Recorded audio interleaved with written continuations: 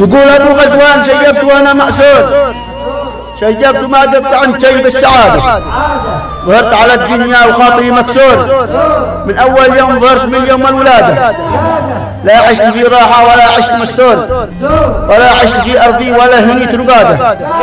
ولا اكتفى قلبي بالهم أو عاش منصور، ولا يوم عاش سالي من أول مرادة،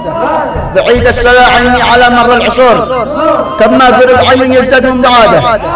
هكذا السلا يبعد واصبح محصور، واصبحت عيني يبحث في العيادة، ابحث على الراحة والراحة محصور، بين قوسين داخل بيوت القيادة، وقرب الحزن مني واصبحت محصور، داخل قزازة والقزازة داخل صدادة،